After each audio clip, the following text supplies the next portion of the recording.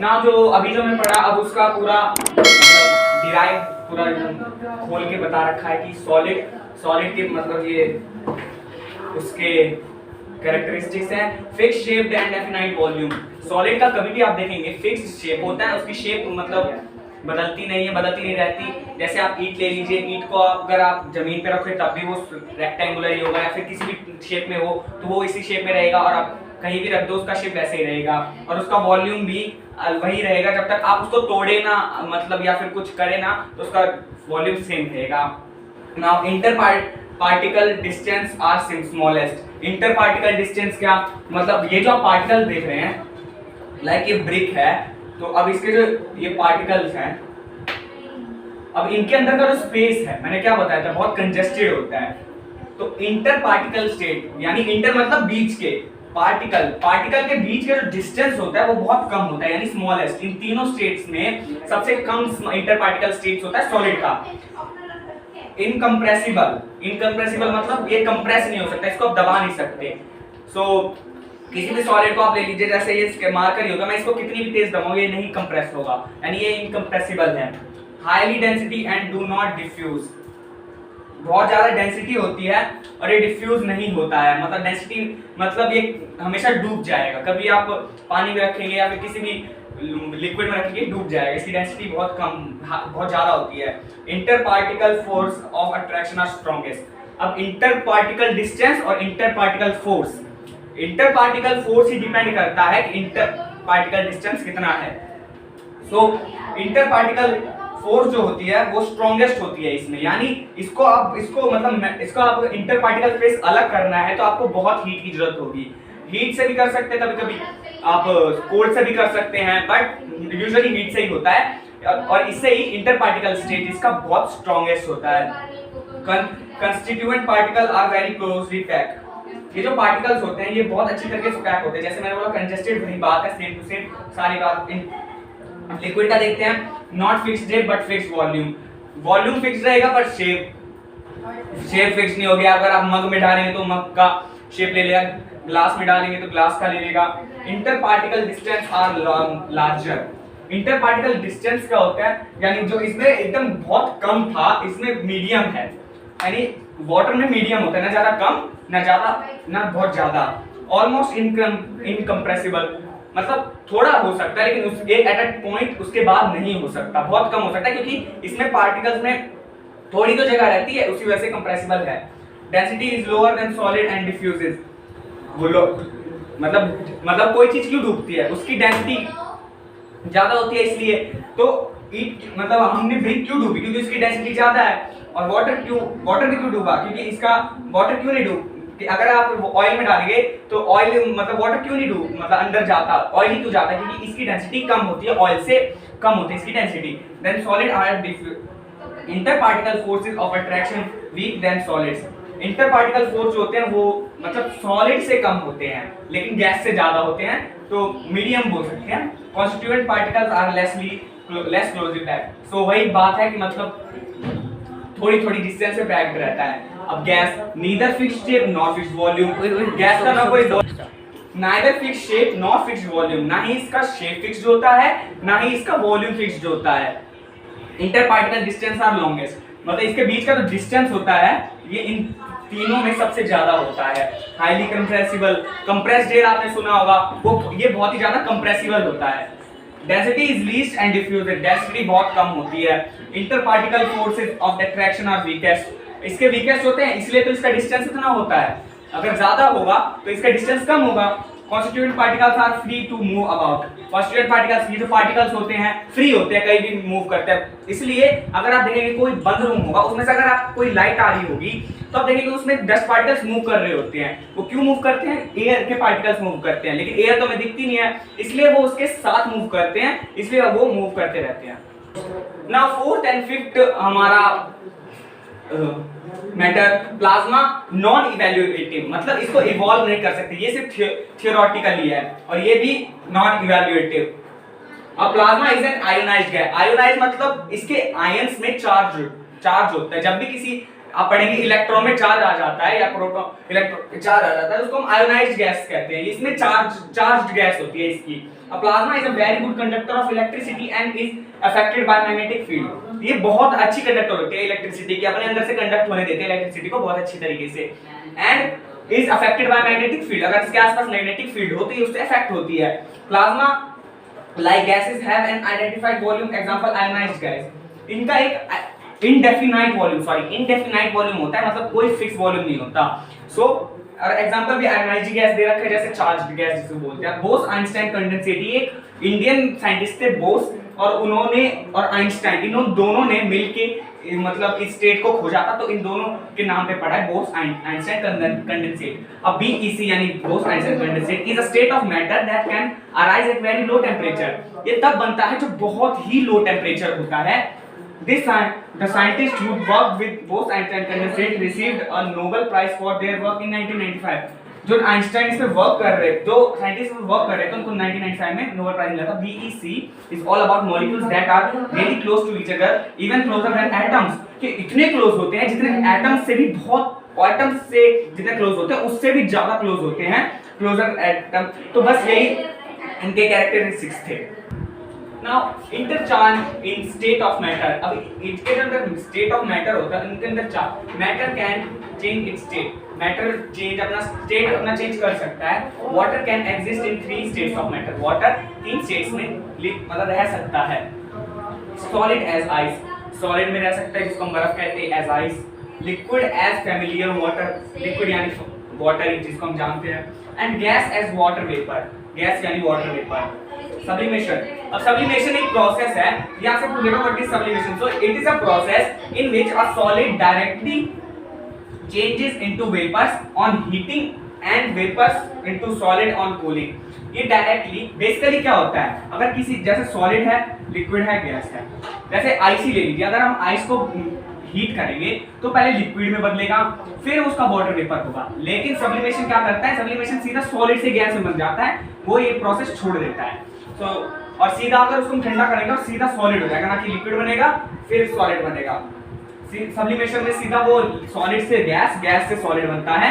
इसका एग्जांपल है कैम्फर यानी कपूर। पूजा करते वक्त आपने कैम्फर देखा होगा, उसको कपूर हो गया। Rat killer pills, rat killer जिस चूहे मारने की दवाई होती है, वो जो पिल्स होते हैं गोलियां, वो। Now effects of change in temperature, अगर टेम्परेचर में चेंज आता है तो उसके इफेक्ट क्या क्या होते हैं। The temperature at which a solid melts to become a liquid at atmospheric pressure is called melting point। इसका मोस्ट मतलब सीधा सीधा बात है कि अगर कोई चीज किसी एक प्रॉपर पॉइंट पे मेल्ट होती है तो वो हम उसको उसका मेल्टिंग पॉइंट कहते हैं। जैसे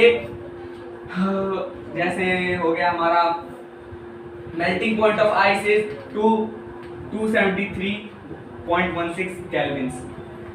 ये आइस का मेल्टिंग पॉइंट है, मतलब इतने अगर टेम्परेचर हो गया है एटमॉस्फेरिक टेम्परेचर तो अपने आप आइस को मतलब लिक्विड में चेंज हो जाता है। लाइक जैसे हम कहते हैं ना ग्लोबल वार्मिंग, ग्लोबल वार्मिंग मतलब बेसिकली क्या होता है, ग्लेशियर्स हमारे गल रहे हैं, मतलब इवापोरेट मतलब लिक्विड में चेंज हो रहे हैं। क्यों? क्योंकि हमारा ग्लोबल वार्मिंग से अर्थ की हीट ज्यादा बढ़ रही है, तो उसकी वजह से ग्लेशियर्स जल्दी मेल्ट हो रहे हैं, इससे बाढ़ आ जाएगी। इसलिए हम तो वही बात होती है।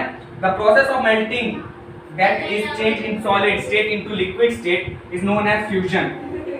now the process of melting मतलब melting जो process होती है that is change of solid state into liquid, मतलब solid से अगर हम liquid बोलते हैं तो इसको हम fusion भी कहते हैं, इस process को हम fusion कहते हैं।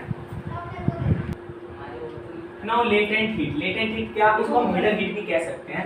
the hidden heat which breaks the force of attraction between molecules during change in state like hidden state मतलब लेटेंट हीट मतलब अगर आप किसी आइस को मेल्ट कर रहे हो तो उसमें जो हीट जाती रहती है और आप छू के देखोगे तो वो हीट भी नहीं हो रहा और प्लस इवेपोरेट भी हो रहा है, तो उसको हम लेटेंट हीट कहते हैं। द हिडन हीट मतलब hidden heat which breaks the force of attraction between the molecule, like ice को उसके बीच का फोर्स ऑफ अट्रैक्शन तोड़ देता है, तभी तो लिक्विड बनता है ना, between molecule during change in state.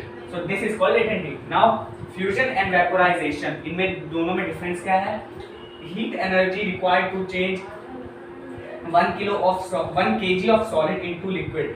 Heat energy required मतलब इतनी एनर्जी जिसमें मतलब जो सॉलिड को लिक्विड में चेंज कर दे। Heat energy required to change 1 kg of liquid to gas at atmospheric pressure at its boiling point. Like liquid को इवेपोरेट होने के लिए बॉइलिंग मतलब एटमॉस्फेरिक मतलब कहने का मतलब उसको हीट चाहिए ना, तो वही वेपराइजेशन को उसी प्रोसेस कहते हैं when and 1 kg of liquid changes into gas, that is called vaporization। 1 kg की कोई भी यूनिट हो सकती है। evaporation and boiling, this phenomenon of change of a liquid into vapors at any temperature below its boiling point is called evaporization। vaporization मतलब पसीने आते हैं हमको, वो पसीना अपने आप इवेपोरेट होता है। हम मतलब ऐसे थोड़ी अपने आप पे आग लगा लेते हैं, अपने आप को बॉईल करते हैं या फिर हीट देते हैं, तभी वो इवेपोरेट हो जाता है अपने आप। तो उसके बॉइलिंग पॉइंट से नीचे हुआ ना, मतलब बॉइलिंग पॉइंट क्या है, वाटर कितना होता है 100 degree Celsius, but 100 degree Celsius हमारा शरीर तो जा नहीं सकता, तो उससे नीचे जो अपने आप इवेपोरेट हो जाता है उसको हम इवेपोरेशन कहते हैं। फैक्टर्स अफेक्टिंग इवेपोरेशन, इवेपोरेशन क्यों होता है? The rate of evaporation increases with the increase of surface area. Like कहीं पानी गिर जाता है तो हम क्या कहते हैं, पोछा लगा देती है, पोछा लगाने से क्या होता है उसका सरफेस एरिया बढ़ जाता है तो जल्दी इवेपोरेट होता है। Now humidity is the amount of water vapour present in air. Humidity क्या कहते हैं, कहते हैं आज ह्यूमिडिटी बहुत ज्यादा है ये, so humidity is the amount of vapor present in air। the air around us cannot hold more than a definite amount of water vapors at a given temperature। if the amount of water is in air is already high, the rate of evaporation decreases। यानी कि surface area जितना ज्यादा कम होगा उतना उसको time लगेगा evaporate होने में, और जितना ज्यादा होगा उतना जल्दी होगा।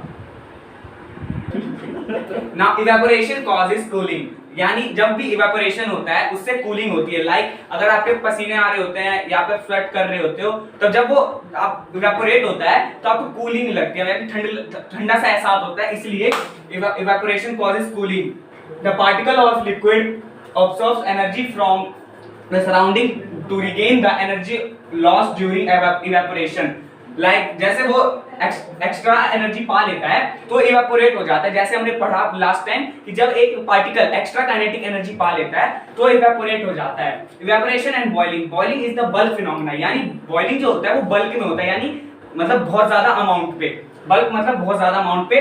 पार्टिकल्स फ्रॉम द बल्क यानी whole of the liquid change into vapour state, यानी बहुत मतलब एक साथ में बहुत सारा वाटर वेपर में चेंज होता है, इसलिए इसको हम बल्क फिनोमेना कहते हैं।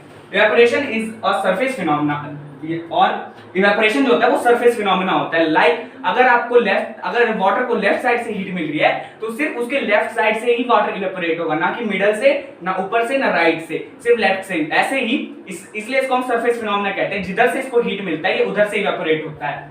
It is a surface phenomena, from the surface gain enough energy to overcome the forces of attraction। वही काइनेटिक एनर्जी एक्स्ट्रा हो जाती है तो फोर्स जो पार्टिकल्स के बीच में फोर्सेस ऑफ अट्रैक्शन होता है वो टूट जाता है और प्रेजेंट इन वो इवेपोरेट हो जाता है, present in liquid and change it to vapour state. इस तो वो लिक्विड में जो फोर्स ऑफ अट्रैक्शन होता है वो टूट जाता है और वो वेपर में कन्वर्ट हो जाता है।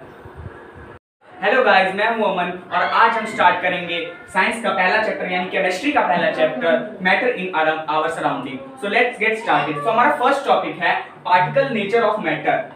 मैटर क्या होता है? Anything which occupy space is known as matter, यानी कि हम भी एक मैटर हैं, मतलब हम भी ऑक्यूपाई स्पेस ऑक्यूपाई करते हैं, मतलब स्पेस घेरते हैं। कोई भी चीज जो स्पेस घेरती है उसको हम मैटर कहते हैं। मैं हो गया, ये बोर्ड हो गया, ये दीवार हो गई, सब में कुछ ना कुछ स्पेस ऑक्यूपाई करते हैं, उसको हम मैटर कहते हैं। Characteristics of particles of matter. अब मैटर किससे बना रहता है? Matters are made up of small particles. कोई भी मैटर जो होता है वो स्मॉल पार्टिकल से बना रहता है। जैसे कोई ब्रिक हो गया तो आप उसको माइक्रोस्कोप से देखोगे वो छोटे छोटे पार्टिकल्स होते हैं, लेकिन हम उसको आगे चल के नाम देंगे जिसको वो एटम कहते हैं। तो ये स्मॉल पार्टिकल से हर चीज बनी रहती है। एयर, वाटर, एयर, लिक्विड और सॉलिड, ये तीनों चीजें स्मॉल पार्टिकल से बनी रहती है। अब उसी मैटर का हम कैरेक्टरिस्टिक्स जानेंगे। तो इसका फर्स्ट कैरेक्टरिस्टिक्स है made up of tiny particles. Matter, ये मैटर है। मैटर किससे बना रहता है? स्मॉल पार्टिकल से। जैसे मैंने बताया स्मॉल पार्टिकल से बना रहता है, चाहे वो लिक्विड हो, एयर हो, गैस हो या फिर सॉलिड हो। वैसे स्पेस एग्जिस्ट इन पार्टिकल्स, मतलब कुछ ही अमाउंट पे लेकिन स्पेस सब में रहता है। लाइक सॉलिड हो गया, ब्रिक हो गया, और ये हो गया लिक्विड। जैसे कंटेनर है, इसमें लिक्विड है और ये मान लीजिए कंटेनर में खाली गैस है। सो अगर आप ब्रिक में देखेंगे तो छोटा मतलब एकदम कम वो होगा कंजेस्टेड, इसमें बिल्कुल कम, बहुत कम जगह होगी, लेकिन जगह है, कम होगी लेकिन जगह, जैसे ये देखिए। और वाटर में हल्की जगह होती है। वाटर इसलिए मूवेबल होता है, उसको किसी भी आप यूटेंसिल में डालेंगे तो उसका शेप ले लेता है। और एयर बहुत, उसके बीच में बहुत एयर है, मतलब स्पेस रहता है। सो हमारे जो तीनों है, सॉलिड, लिक्विड और ये होगा गैस, तीनों में स्पेस होता है। Particles are in continuous motion, ये हमेशा मोशन में रहते हैं। तो इसमें मोशन में कब रहेंगे, जब उनको स्पेस मिलेगा, और सबसे ज्यादा स्पेस किस में है, हमारे गैस में। सो इसलिए बोला है particles are in continuous motion, particles हमारे हमेशा मोशन में रहते हैं। Particles are held together by force of attraction. अब आप कहेंगे मोशन में हैं तो ये अलग क्यों नहीं होते, जुड़े क्यों रहते हैं? सो इनको एक फोर्स होता है जो मतलब जिसको हम फोर्स ऑफ अट्रैक्शन कहते हैं, जिससे ये अपने आप में बंधे रहते हैं। लाइक ब्रेक हो गया तो ब्रेक हमेशा मतलब जुड़ा रहता है, जिससे वो सॉलिड रहता है। सो फोर्स ऑफ अट्रैक्शन अलग भी होता है, यस होता है, फोर्स ऑफ अट्रैक्शन कम भी पड़ता है। जैसे अगर हम एक्सेसिव हीट पास करेंगे तो वो फोर्स ऑफ अट्रैक्शन अपनी खो देगा और वो सारे पार्टिकल्स अलग हो जाएंगे। So now states of matter, ये हमारा second topic, states of matter, basic of classification of types. मतलब स्टेट्स ऑफ मैटर देखेंगे और इनका क्लासिफिकेशन हमने कैसे किया वो भी देखेंगे। बेस्ड अपॉन पार्टिकल अरेंजमेंट, इनका अरेंजमेंट कैसा है, मतलब कंजस्टेड है या ओपन है। Based upon energy of particles, ये एनर्जेटिक है या फिर स्लो है। Based upon distance between particles और डिस्टेंस बिटवीन देम। तो मैटर के 5 टाइप्स होते हैं जो basically solid, liquid, gas, plasma, Bose Einstein, condensate. अब हम लोग सॉलिड, लिक्विड, गैस ये तीनों तो जानते हैं। प्लाज्मा और बोस-आइंस्टाइन, कंडेंसेट ये दो एक्स्ट्रा हैं।